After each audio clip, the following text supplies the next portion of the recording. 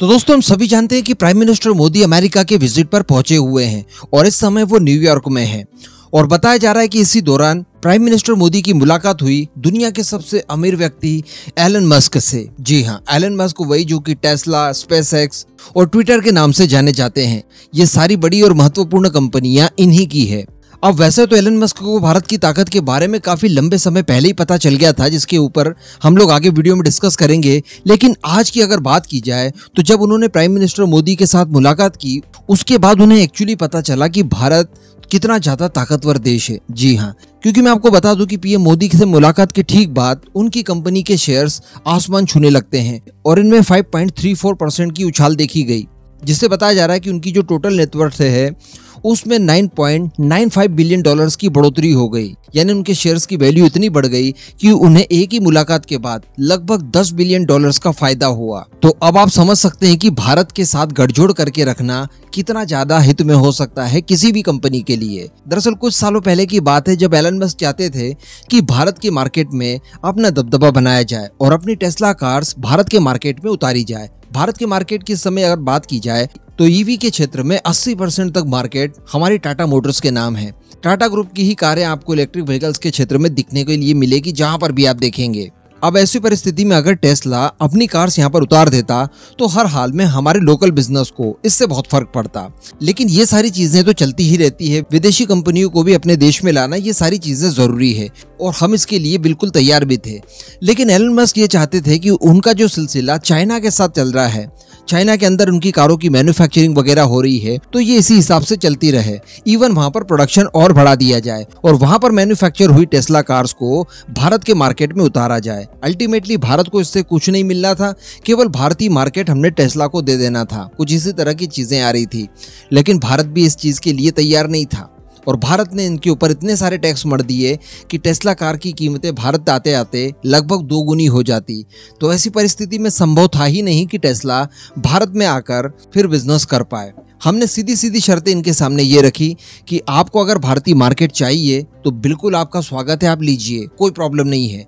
लेकिन इसके लिए जरूरी ये होगा कि भारतीय मार्केट के लिए एटलीस्ट आप कारों का मैन्युफैक्चरिंग भारत के अंदर ही कीजिए। इवन हम तो ये चाहेंगे कि आप अपने प्रोडक्शन को और ज्यादा बढ़ाएं ताकि विदेशों में जो आप एक्सपोर्ट करेंगे कार दूसरे देशों को, वो भी इंडियन मेड ही हो। लेकिन इसके ऊपर बात नहीं बन पा रही थी और काफी लंबे समय तक ये डिस्कशन चलते रहा।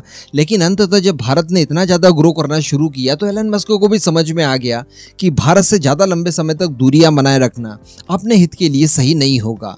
इसके बाद इन्होंने भारत के साथ साठगांठ करने की तैयारियां की। प्राइम मिनिस्टर मोदी को ट्विटर पर फॉलो करना, आए दिन उनकी तारीफें करना और अभी कुछ ही समय पहले खबरें निकल कर आई थी कि एक्चुअली एलन मस्क अब भारत में बड़ा निवेश करने जा रहे हैं और जो शुरुआत की जाएगी टेस्ला कारों को लेकर वो कुछ इस तरह की होगी कि भारत में फुल्ली मैन्युफैक्चर तो नहीं की जाएगी, लेकिन वेंडरशिप के तहत इन्हें असेंबल जरूर भारत में किया जाएगा और ये शुरुआती चरण हो सकता है और भारत इसके लिए तैयार था। तो इस तरह की खबरें चल ही रही थी और इस बीच प्राइम मिनिस्टर मोदी पहुंच जाते हैं अमेरिका।